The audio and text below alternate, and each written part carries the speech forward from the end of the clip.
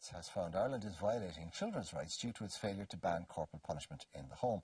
The ruling has prompted the government to review laws which permit the slapping of children. Now, joining us this morning to discuss this is Tanya Ward, who's the CEO of the Children's Rights Alliance, and Sinead Wright from the Herald. But first, let's find out what you at home thought on the subject.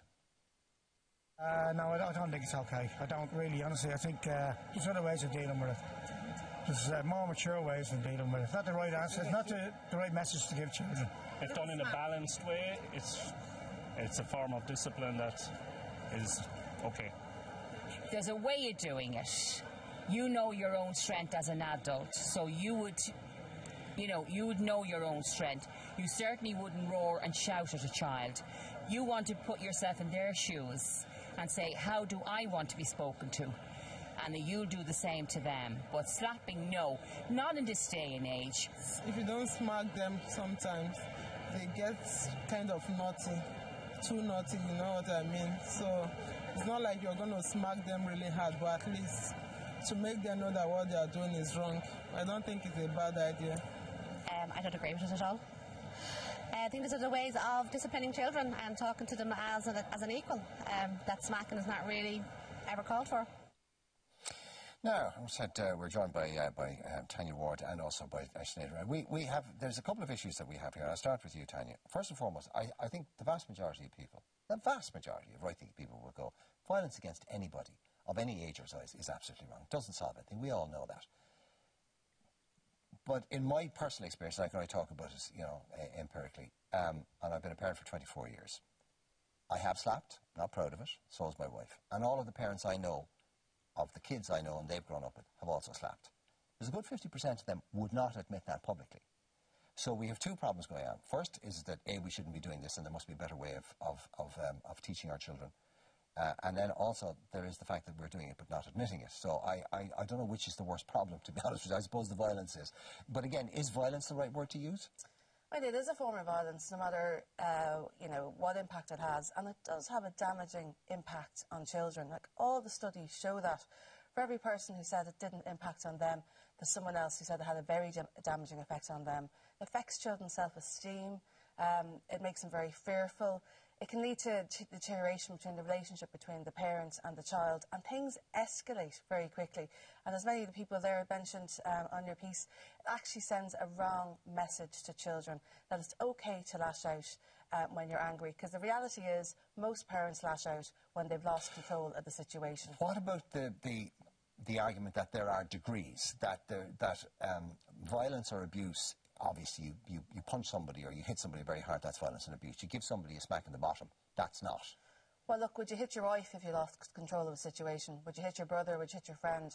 Why is it okay when it comes to a child? What the law does allow at the moment is that you can use reasonable chastisement when disciplining a child. And the problem with that is one person's view of what's reasonable is very different to another. And that's why you need to have an outright ban, because it's impossible to police. But even an outright ban, Sinead, would be impossible to police, because this is, what's going on in the home behind closed doors. So yeah, this is one of these worthy but dull, kind of unenforceable and utterly unpoliceable rules.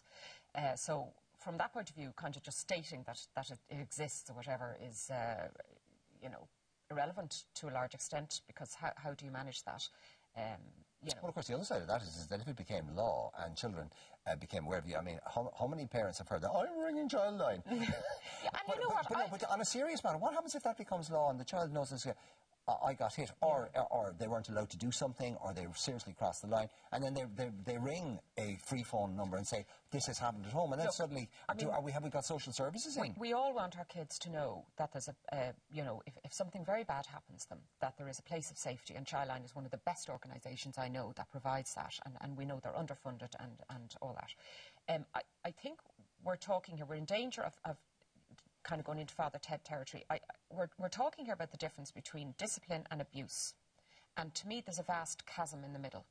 And I think most parents, in the Growing Up in Ireland study in 2011, there were a lot of surveys done. It was a government-sponsored report, and it showed that over 50% of parents thought it was okay to smack occasionally, and indeed it was age-related to the child. Now, nobody's going around thumping 14-year-olds. We're not talking about that. We're talking about a child. Because 14-year-olds might hit your back. Well, yeah. I have slapped my kids when they were small. They're both adults now, and they seem reasonably well adjusted and normal, as indeed I hope I am myself. But you know, you're talking about a child who may not have the language skills developed, where you can sit them down calmly on a step, get down to eye level and have this calm conversation about consequences and all that kind of stuff. You're talking about a situation where, ironic as it sounds, a quick, sharp solution is better than it's the least worst option, because you're stopping something bigger. For instance, so I had a child who was a terrible biter. Now, all toddlers go through a biting stage. You know, they just can't control. They want a toy or they want something.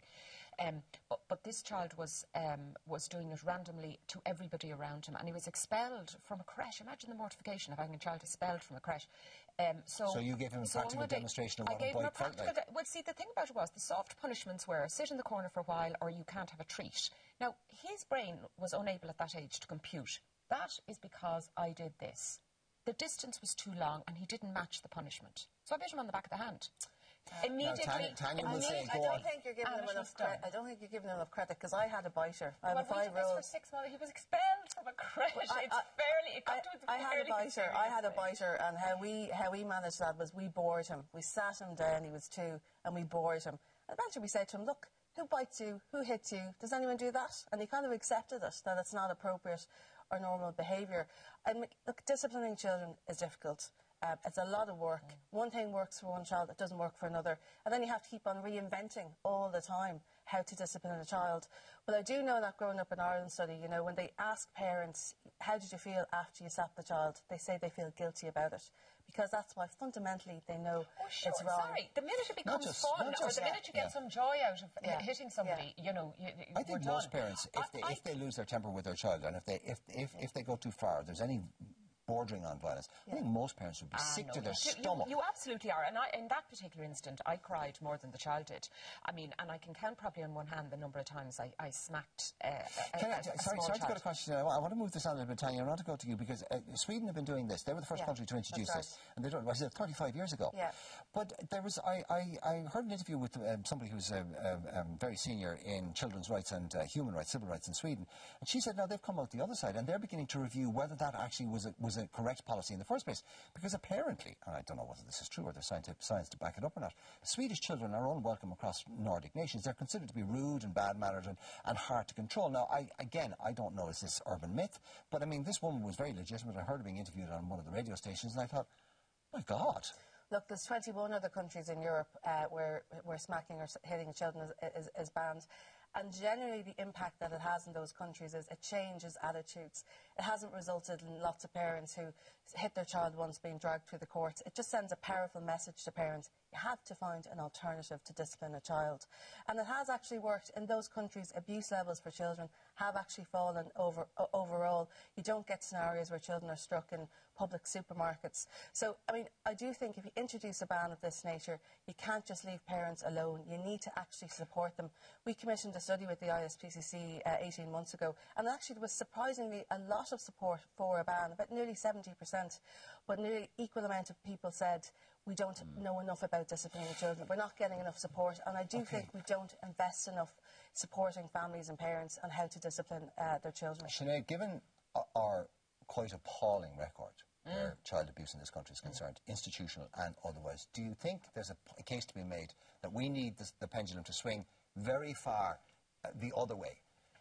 Look, absolutely, it's not acceptable in any shape, size or form, in the home or outside the home. And we got rid of corporal punishment in our schools in the early 80s, and kind of, you know, anecdotal tales of straps and rulers. I had a teacher who used to bang my knuckles with the side of a ruler, okay? So, and I'm not ancient. So from that point of view, you know, it is only in our very recent history, and we've had dreadful tales of abuse. So absolutely. So that's my top line argument, get rid of it.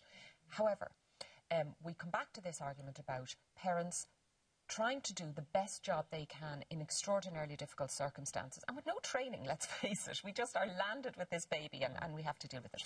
And so, yes, I understand that a lot of slapping and smacking is to relieve a parent's frustration rather than to actually help the child in any way. And I think quite rightly, as you said, most parents are appalled when they actually do it. And it serves maybe to prompt another way of doing it where possible.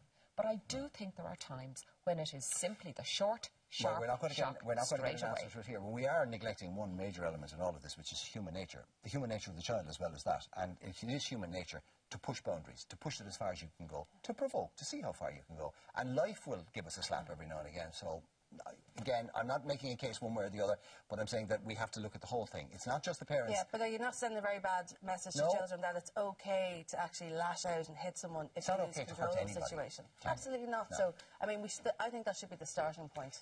Okay, well, we'll have to leave it at that, but I'm sure we'll be back. We'll take a quick break. I'll see you in a few moments' time.